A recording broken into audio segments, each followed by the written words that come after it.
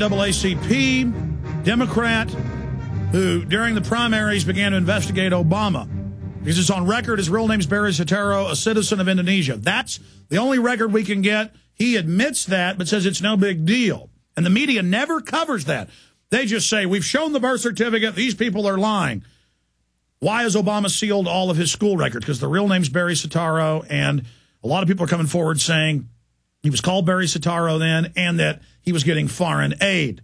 Now, we're going to go back to your calls, David, John, Nick, Ronald, and others. Questions for Phil Berg only on the subject of the birther issue and where his court cases are going. But here's the associated...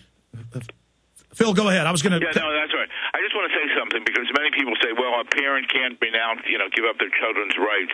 Well, that's true to a point.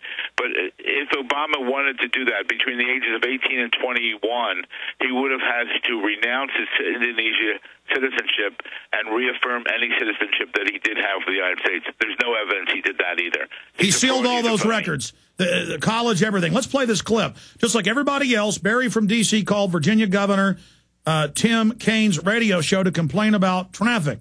But Barry from D.C. was really President Barack Obama, who surprised Kaine with a prank call just like everybody else. Barry from D.C. Now, here is Obama, and this is Associated Press, a couple of months ago. This was December 22nd, 2009, last year, calling in using his real name. Here it is. Governor, let's get back to the phones and let some callers. We have Barry from D.C. is calling. Go ahead, Barry. Well, Governor Kaine, this is actually the President of the United States calling.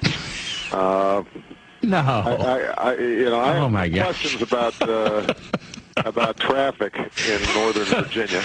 Oh. But rather than go there, I just wanted to say how proud we are of your service as Governor of the Commonwealth of Virginia, and just wish you and the family all the best. Okay. Christmas season. And it goes on. That's AP News right there. AP Video.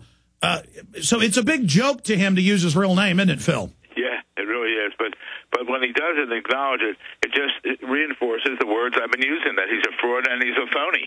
You notice the Secret Service isn't coming after me because I'm talking the truth. He's a fraud, he's a phony. It's the biggest hoax in the history of our country, ladies and gentlemen. We must stop it. Well, it gets worse. I could play video from Vermont and from Missouri where they had police go on the news and say, if you criticize Obama and say he's not a Christian or say he wasn't born here, we're going to arrest you. Did you ever see that video? No, I heard about it, so send it to me. I'd like to see that one. In fact, ask Aaron the headline. I think it's something like Thought Police in Missouri. But the point is, no, that was on TV. I mean, they were on TV saying, we will arrest you. So that shows the mindset. And it turned out the Obama campaign was having local Democrat police and sheriffs and prosecutors come out and threaten people. I mean, this is, look, Jerome Corsi got the documents, the emails from Obama when he was in the Senate to his cousin, Odinga, threatening and saying, cause riots. So you lost the election, cause riots, and they'll give you a position in the government, and they did. What they created not only causing riots, what they did is they caused riots. They set fire to churches with people alive. They burned down churches. They burned people alive. I mean, that's a bad point. And then Odinga became... And Obama told him to do it. Right. And then Obama raised $1 million for him during that time. And then by doing all that, they forced that Odinga was given a position in the government over there. Yeah, before they just had president, what they made a prime ministership for him. Yep. I mean, because they were burning everything down, and Obama told him in the email, burn it. I mean, this guy's a terrorist. There's no doubt about it. Let's take another call here. David in Maine, you're on the air, David. Yes, gentlemen. I have a comment and a question. Good job, Phil. Thank you, David. I will refer to our president from here on as President Soetoro, and I recommend anybody else do the same. And when people ask you, what are you, what is that all about, then explain to them everything that you've laid out.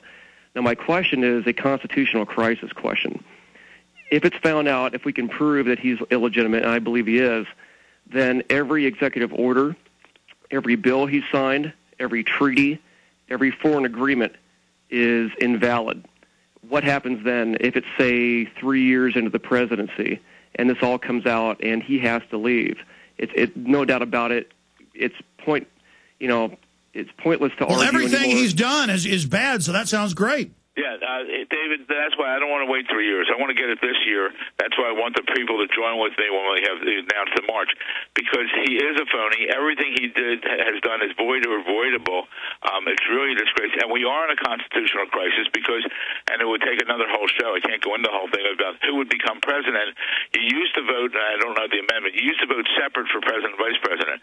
You vote now jointly for them. So therefore, I don't believe Biden would become, because it was a fraudulent ticket. Does it go back to January 8th, the joint session of Congress, when Congress violated their duty because they were only going to vote for, their duty was to vote for, count the votes, electoral college votes for a qualified person. So does it go back there? Because if one member of the House, one member of the Senate had given a written objection, they would have gone to the separate House and Senate to discuss the issue, and if they didn't agree, they would have nominated whoever they wanted for president, vice president.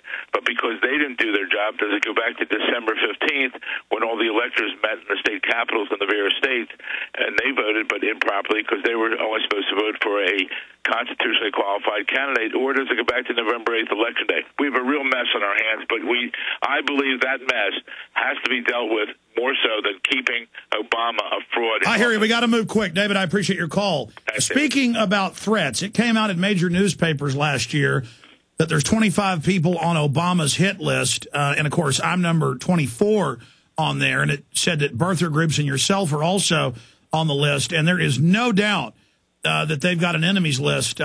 People need to be praying for all of us. Okay. Yes, please pray for me, everyone out there. Absolutely, and also spread the word. So you don't know when the march is going to be yet? Well, no, we're working on that. As soon as I have the date, I'll call you back, and we'll have it up on our website, and we'll tell you if we get on your show and spread the word. But the initial reaction response from people is phenomenal. People want to do something because it's something they can do, and every one of your listeners can identify with the birth certificate issue.